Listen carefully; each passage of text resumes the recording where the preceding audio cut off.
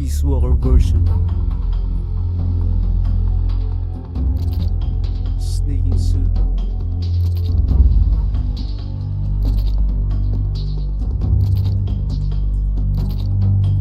Deluxe edition.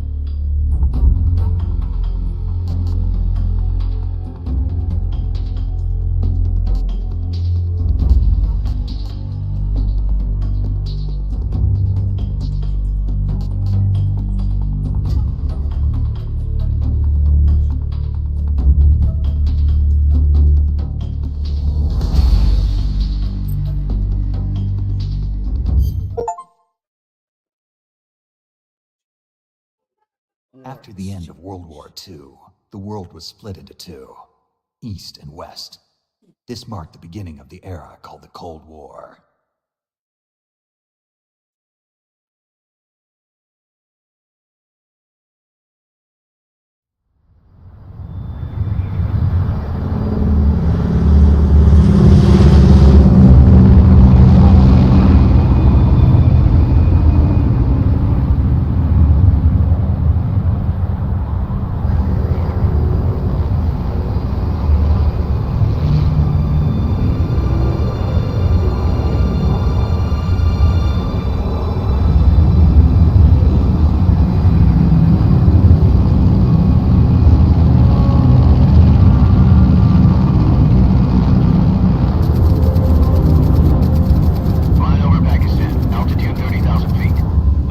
Soviet airspace.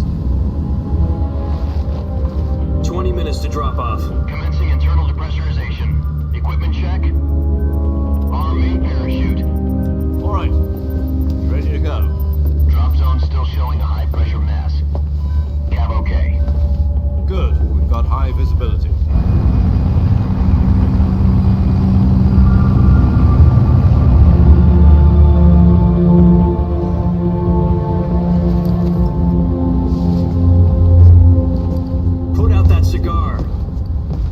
Oxygen hose to interior connector.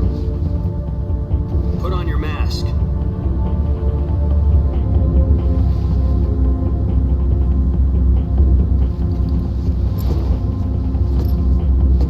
Does this panty waste know what he's doing? Approaching release point. 10 minutes to drop off. Hey, are you deaf? He said put out the cigar and put on your mask.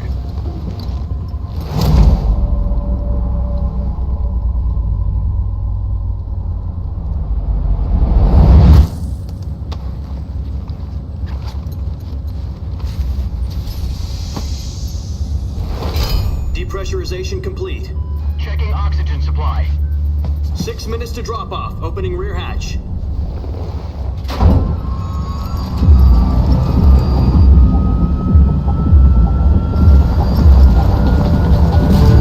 Sunrise.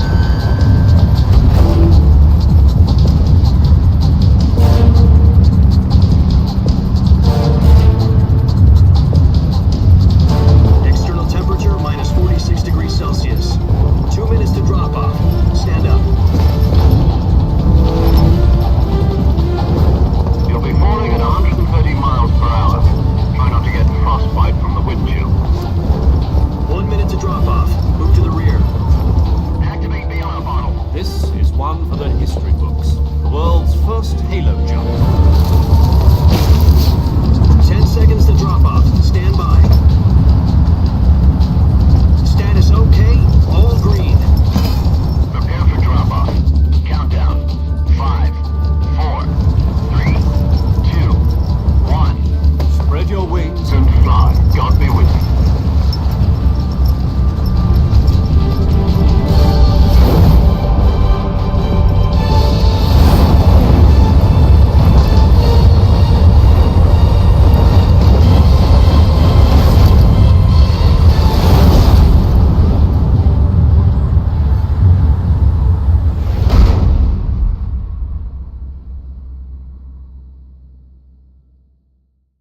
Jack, I've got some important news. The head of the CIA has finally given us the green light for the virtuous mission. Virtual mission? No, the virtuous mission. The future of nice. our Now Fox listen unit to depends David. on it. If it succeeds, we'll be officially organized into a unit. Virtuous mission? Sounds like some kind of initiation ritual. Don't get cocky. This isn't a training op. Right. So what exactly is this wonderful mission? Well, about 2 years ago, a certain Soviet scientist requested asylum in the West through one of our moles. His name is Nikolai Stepanovich Sokolov. He's head of the OKB 754 Design Bureau, one of the Soviets' top-secret weapon research facilities, and the East's foremost expert on weapons development. Sokolov? Isn't he that famous rocket scientist? The very same. On April the 12th, 1961, the Soviets achieved the first manned spaceflight in history. The Earth was blue, but there was no God. Well spoken. The rocket that carried Yuri Gagarin into orbit was the A-1, known as the Vostok rocket. Sokolov is said to be the man most responsible for the multi-engine cluster used in that rocket. After Gagarin's flight, Sokolov left rocket development to become the head of the newly established Design Bureau. From a lowly technician to head of a design bureau, that's quite a success story, so why'd he want to defect? It seems he'd become afraid of his own creations. Afraid? Call it a crisis of conscience. And for that, he left his country and his family behind and went over the fence? Not exactly. One of his conditions was that his family was also to be taken safely to the west. We used a mole to get the family out first and succeeded in sneaking Sokolov over the Berlin Wall shortly afterwards. I was the one who conducted the operation. The security on the eastern side was still full of holes back then. Then what? We got Sokolov over in one piece, but the whole ordeal had left him exhausted, and we checked him into a hospital in West Berlin.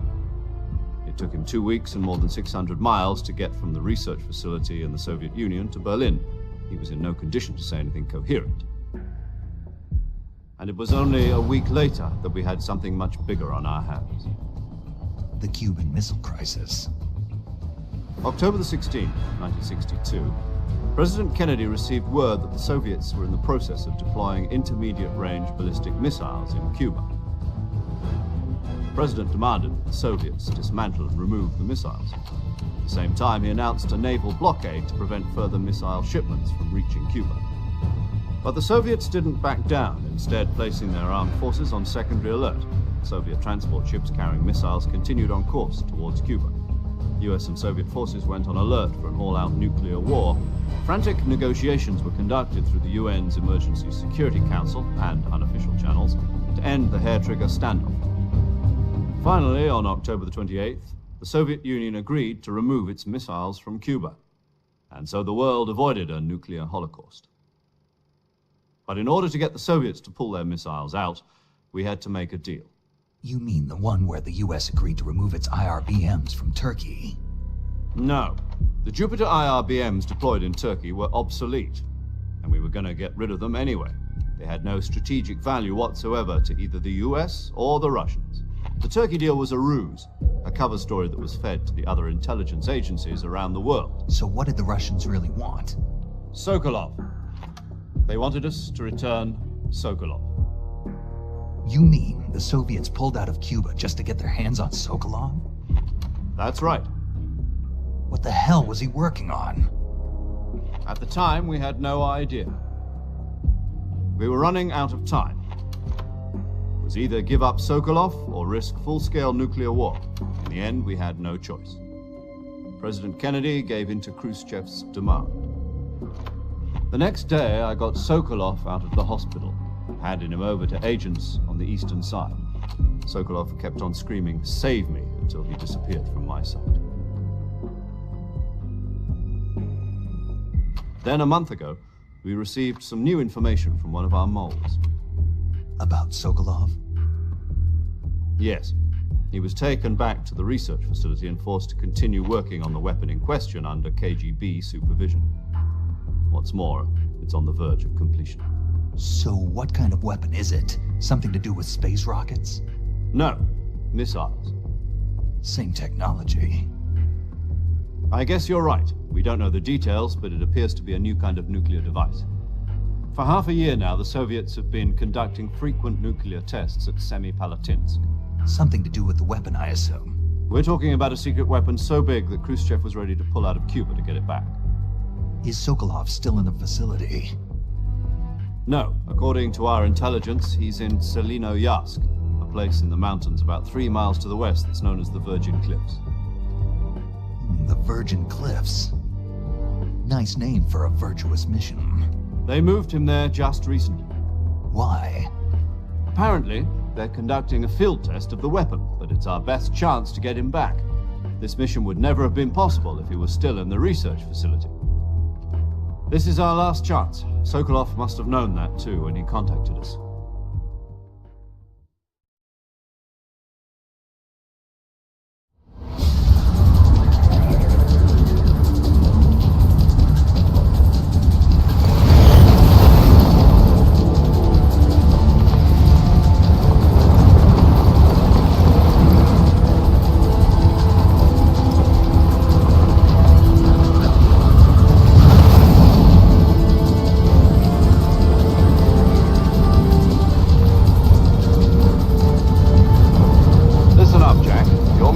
to infiltrate Selino-Yarsk in the Soviet mountains, ensure the safety of Sokolov, and bring it back to the west.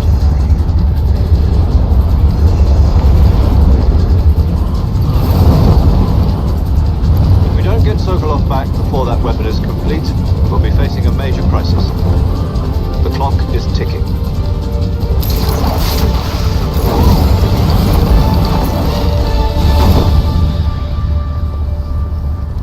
Once we've confirmed the rescue of Sokolov, stand by at the recovery point. A recovery balloon will be dropped at that point. Helium will be pumped into the balloon to inflate it. The process takes about 20 minutes. Once it's complete, the gunship's arm will latch onto the balloon and pull it up. The Fulton surface-to-air recovery system.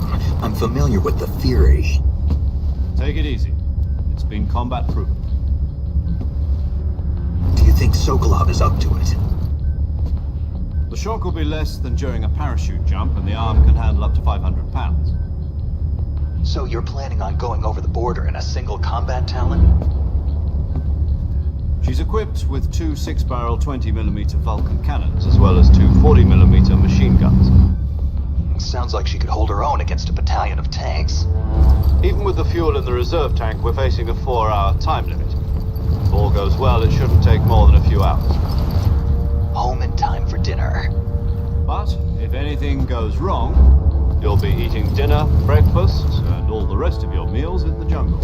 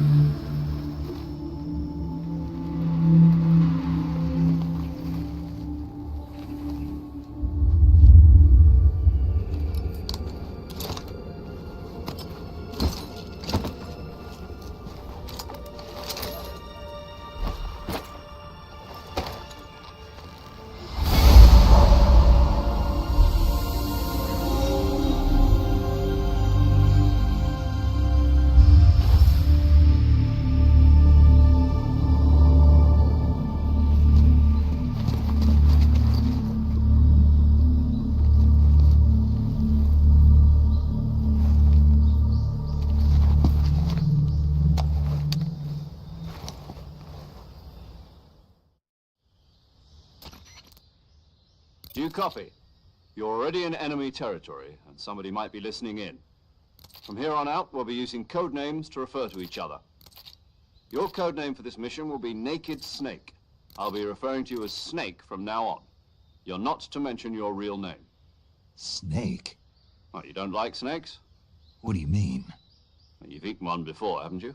In survival training. I'm glad to hear that.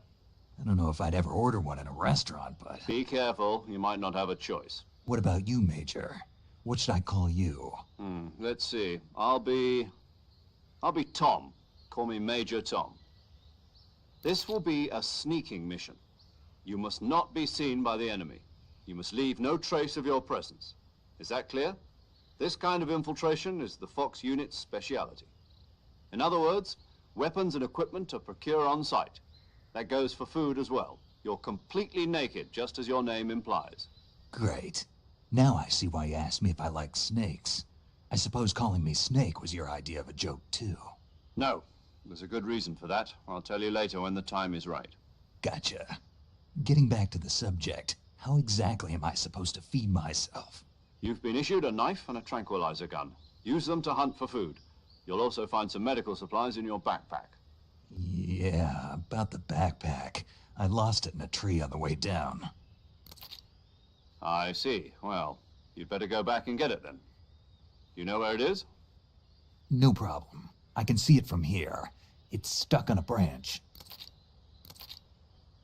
To climb a tree, stand in front of a tree that's covered in ivy and press the action button.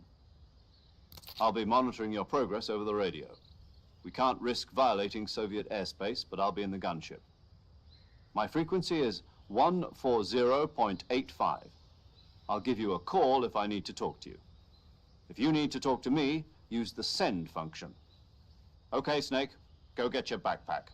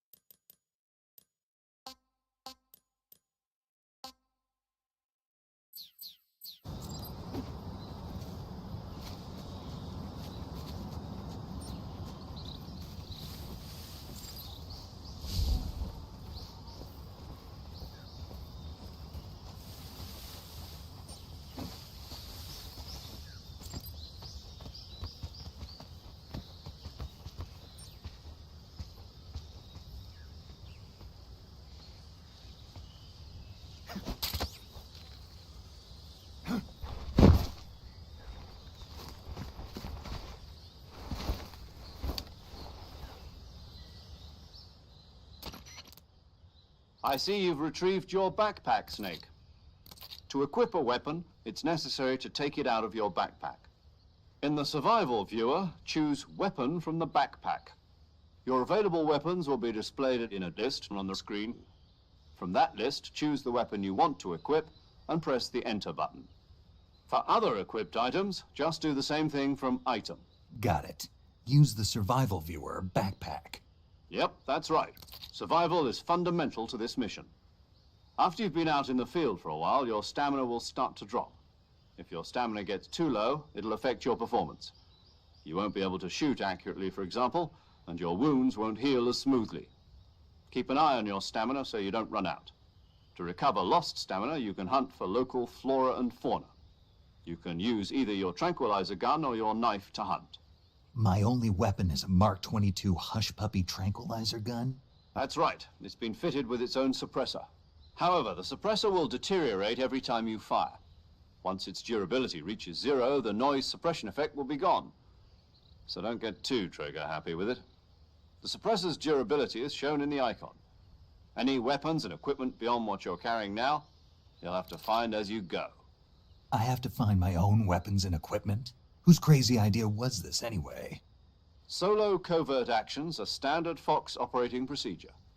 You can't leave any traces of your presence. No weapons, equipment, footprints, sweat, or bodily wastes. The same goes for bullets and cartridges, too. Your presence in enemy territory is already a violation of international conventions of warfare. There aren't supposed to be any American soldiers in Russia. It could spark an international incident. You can't let anyone see you. You can't let the enemy know you're there. This is a stealth mission. You're a ghost, Snake, in every sense of the word. And there'll be no rescue if you're captured. The military and US government will deny any involvement in the affair. Then I'll just have to take care of myself, huh? I'm afraid so. You've been given a fake death pill for that purpose. SIS guidelines stipulate that soldiers on covert ops like this one be issued a potassium cyanide capsule. Tape it to your body so you can take it when you need to. How generous of you. Use it if you're taken prisoner by the enemy. It'll send you into a state of false death for a short time. Fooling them into thinking that I'm really dead. So how do I come back to life? Just take the revival pill. You mean that thing they put in my tooth before the mission? That's the one. But be careful. If you remain in a state of false death for too long, nothing will be able to bring you back. Remember that. I'll keep it in mind. You said this was a solo mission, right? Right. I guess that means I can't count on any reinforcements. Correct. The mission rests entirely in your hands. A real one-man army. Relax, there's a support team ready to back you up over the radio. Who? I'll introduce them to you. This time, survival is of utmost importance. The first member of the support team will be in charge of monitoring your physical condition, acting as a medic, so to speak, as well as recording your mission data. She's a member of Fox as well, and she's here on the gunship with me. She? Hello, Snake. I'm paramedic. Nice to meet you. Paramedic. As in a medic who comes in by parachute. Aren't you going to tell me your real name? Are you going to tell me yours, Mr. Snake? My name, huh? It's John Doe. And they call you Jack for short. You're a regular Captain Nemo. A name means nothing on the battlefield. After a week, no one has a name. What's your name? Jane Doe. Very funny. I wasn't joking, but I'll tell you my name only if you manage to make it back alive. My frequency is 145.73. She's also in charge of recording your mission data. Whenever you want to save, send a message over the reserved save frequency, 140.96. So saving lets me record my mission data. That's right. It also records the state of your health. Good to know. There's one more person I want to introduce you to, Snake. Huh? Speaking of snakes, you remember the boss, don't you? A legendary soldier and your mentor. Actually, it was the boss that got the DCI's authorization in the first place. She's going to be serving as Fox's mission advisor. The boss is? She also helped me plan this mission. She and I were at SAS together. Jack, is that you? How many years has it been? Boss? That's right. It's me. Oh. Talk to me. Let me hear your voice. It's been 5 years, 72 days, and 18 hours. You've lost weight. You can tell just by the sound of my voice. Of course I can. I know all about you. Really?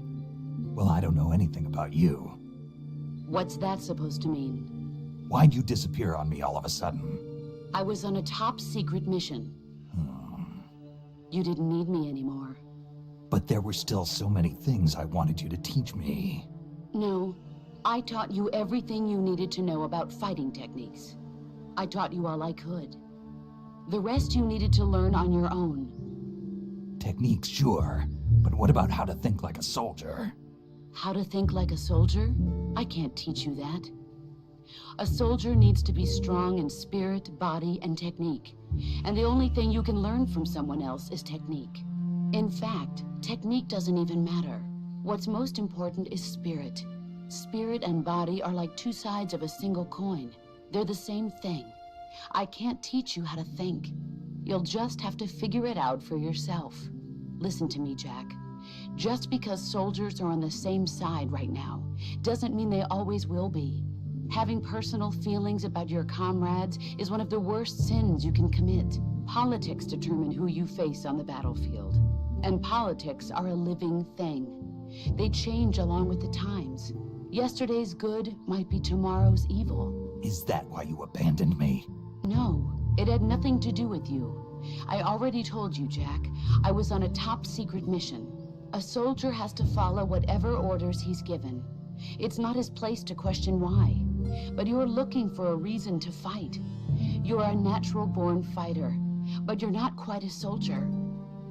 A soldier is a political tool, nothing more. That's doubly true if he's a career soldier. Right and wrong have no place in his mission. He has no enemies and no friends. Only the mission. You follow the orders you're given. That's what being a soldier is. I do whatever I have to get the job done. I don't think about politics. That's not the same thing. Sooner or later, your conscience is going to bother you. In the end, you have to choose whether you're going to live as a soldier or just another man with a gun. There's a saying in the Orient, loyalty to the end. Do you know what it means? Being patriotic. It means devoting yourself to your country. I follow the president and the top brass. I'm ready to die for them if necessary. The president and the top brass won't be there forever. Once their terms are up, others will take their place. I follow the will of the leader, no matter who's in charge. People aren't the ones who dictate the missions. Then who does? The times. People's values change over time, and so do the leaders of a country. So there's no such thing as an enemy in absolute terms. The enemies we fight are only enemies in relative terms, constantly changing with the times. As long as we have loyalty to the end, there's no point in believing in anything, even in those we love.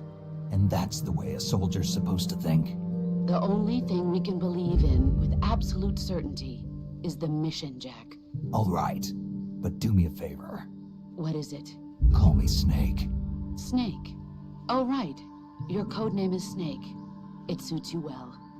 That's right. The legendary unit that the boss put together during World War II was a snake.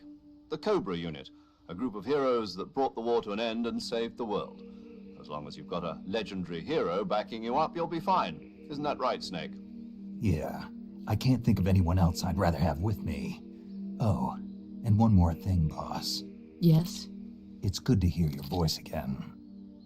Same here. After all, who knows if either of us will make it out alive? Snake, you were always best at urban warfare and infiltrating buildings. But this is the jungle. Survival is going to be key. Those CQC techniques I taught you are sure to come in handy. CQC? Close quarters combat, huh? I've been in the Green Berets for the past few years. I'm probably pretty rusty. Not to worry. I'll be here to help you remember.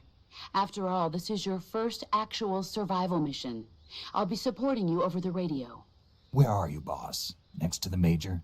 The boss is communicating with us by radio from aboard a Permit-class submarine in the Arctic Ocean.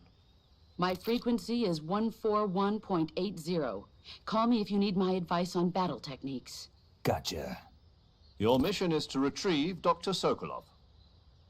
Dr. Sokolov is being held in an abandoned factory located to the north of your current position. Avoid heavy combat and don't let anyone see you. Don't forget that this is a stealth mission. Snake, try to remember some of the basics of CQC.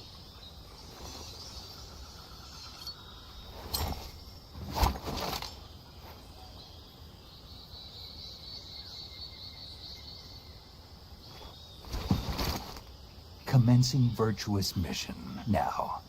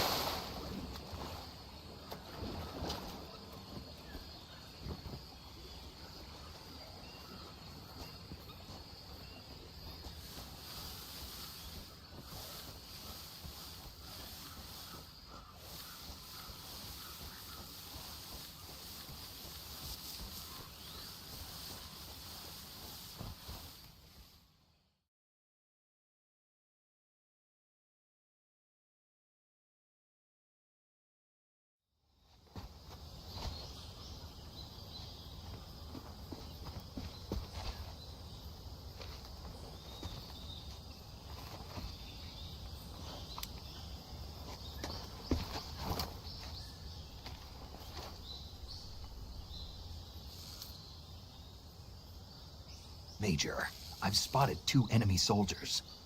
They're probably KGB troops sent to guard Sokolov. AK-47s and grenades.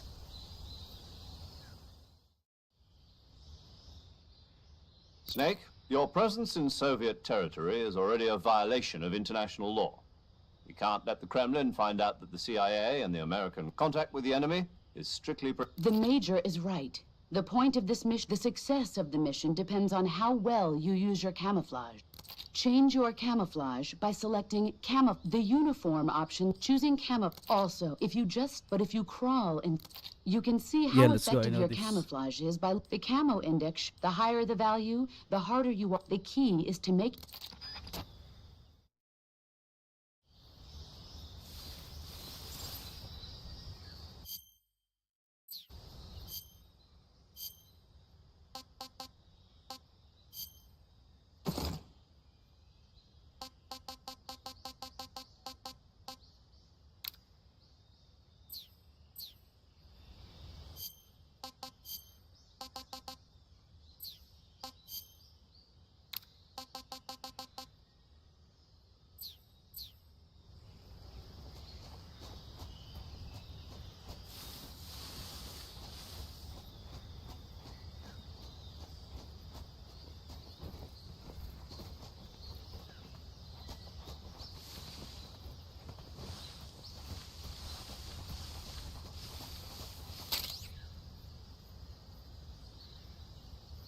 SVD.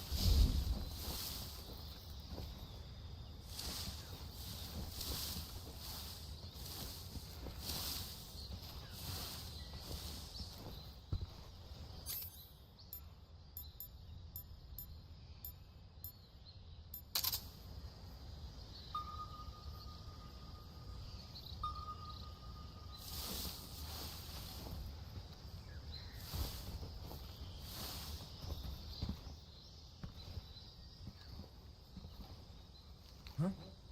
Who was that? I think I saw something.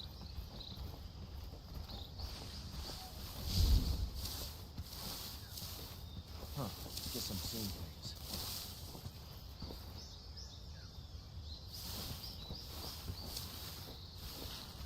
Huh? Who was that?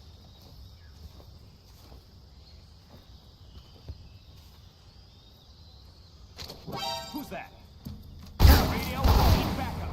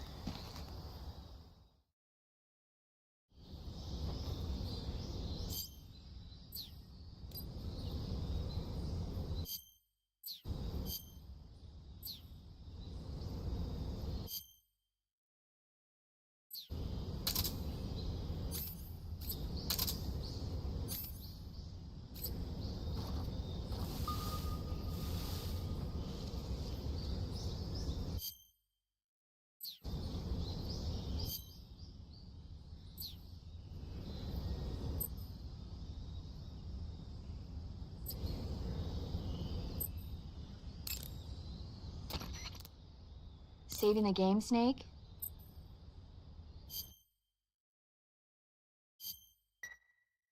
Hey, Snake, you ever heard of Godzilla, King of Monsters? No. It's a movie. Nope. Nuclear test, huh? It's just Maybe that's why my... Snake, it's a movie. I know. So... Godzilla is immune to Dr. Sears, but meanwhile, it was I recommend. It's mostly mindless. Where can I... You'll just have to... Really? If you would... Why's that? 2024 will be... You think there's... Of course. You sure? No. I don't suppose... Not really. Okay. When the going gets tough, movies, it's always good to be able to look at things from... That's the magic of movies. No kidding. That's the spirit, Snake. Have a little fun.